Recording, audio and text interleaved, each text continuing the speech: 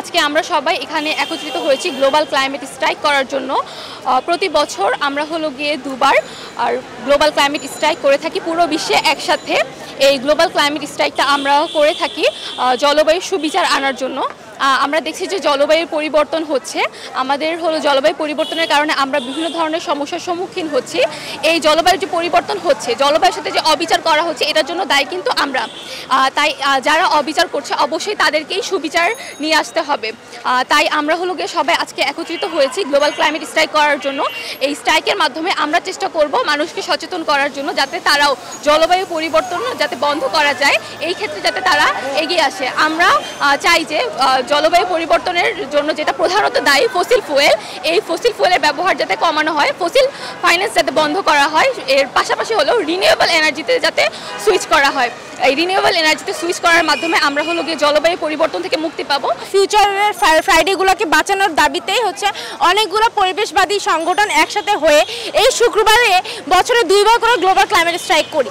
এই global climate স্ট্রাইকের মাধ্যমে আমরা উন্নত দেশের যে মানুষ, যারা ধনী দেশ, তাদের কাছে ন্যাশনাল এবং গ্লোবালি এই আওয়াজটা তুলে ধরতে চাই যে জলবায়ু সুবিচার লাগবে, এবং জলবায়ু সুবিচারের মাধ্যমে আমরা কি কি জিনিস পয়েন্ট আউট করতে চাই সেটা হচ্ছে রিনিউয়েবল এনার্জিতে শিফট করতে হবে, নবায়নযোগ্য যেটা সে, এবং হচ্ছে ফসিল ফুয়েল ফেজ আউট করতে হবে। ফসিল ফুয়েলের ওপর যে উন্নত দেশগুলো যে অর্থ দিচ্ছে সেগুলোকে বন্ধ করতে হবে, এবং জলবায়ু মোকাবেলার জন্য আমাদের মতো দেশে অর্থ বরাদ্দ করতে হবে, অর্থ দিয়ে সহযোগিতা করতে হবে। এই যে কিছুদিন আগে আমাদের যে বন্যা গেল, এই বন্যাটা একটা ক্লাইমেট চেঞ্জের মাধ্যমে হয়ে আছে, ইনডাইরেক্টলি ডাইরেক্টলি। সো এই যে বন্যার জন্য যে ক্ষয়ক্ষতি, সেই সহায়তার জন্য, এই মানে অর্থ সহায়তার জন্য আমরা অন্যান্য বিশ্বের যে উন্নত দেশগুলো আছে তার কাছে সহযোগিতা চাচ্ছি, এবং আমরা আমাদের জলবায়ু সুবিচার নিশ্চিত করতে চাচ্ছি, যাতে আমাদের যে তাপমাত্রা, বিশ্বের তাপমাত্রা 1.5 ডিগ্রি রাখা হয়ে যাওয়ার কথা, কিন্তু সেটা না থেকে 2.5, 2 এরকম তাপমাত্রা বৃদ্ধি থাকছে। এবং আমরা বিগত দিনের যদি দেখি যে বিগত দিনের বৈশ্বিক উষ্ণায়নের কারণে তাপমাত্রা কোনোভাবেই 30-এর মধ্যে আসছে না, 42 ডিগ্রি সেলসিয়াস আসছে। এখন যদি 42 ডিগ্রি রাত্রেবেলাও যদি এরকম তাপমাত্রা থাকে, তাহলে আমাদের দেশ শান্ত হবে কি করে?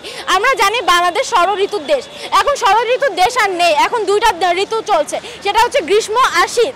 শীত নাই বললেই চলে। তো এগুলি ক্লাইমেট চেঞ্জের কারণেই হয়ে থাকছে। এই সুবিচার, এই জলবায়ু সুবিচারের কারণেই আমরা আজকে দাবিগুলো তুলে ধরেছি। আর সারা পৃথিবী ব্যাপক পালন করা হচ্ছে জলবায়ু ধর্মঘট। আমরা জানি দিন দিন তাপমাত্রা বৃদ্ধির কারণে আমাদের পৃথিবী বসবাসের অযোগ্য হয়ে উঠতেছে। ফসিল ফুয়েল বার্নিংয়ের কারণে আমাদের পৃথিবী উত্তপ্ত হয়ে উঠতেছে। এর থেকে পরিত্রাণের জন্য রিনিউয়েবল এনার্জির দিকে মুভ করা, ফসিল ফাইন্যান্সের দিকে ফাইন্যান্স বন্ধ করা আমাদের অন্যতম দাবি। আজ পৃথিবী একত্রিত হয়েছে ফসিল ফাইন্যান্স বন্ধের দাবিতে। আজ পৃথিবীব্যাপী জলবায়ু ধর্মঘট পালন করা হচ্ছে, আমরাও তার সাথে একত্রিত হয়েছি। প্রতি বছর আমরা 2 দিন জলবায়ু ধর্মঘট পালন করি, যাতে পৃথিবীর মানুষেরা এই উত্তপ্ত পৃথিবী থেকে বাঁচতে পারে এবং আমাদের পৃথিবী আরও দীর্ঘ বছর সাস্টেনেবল হয়।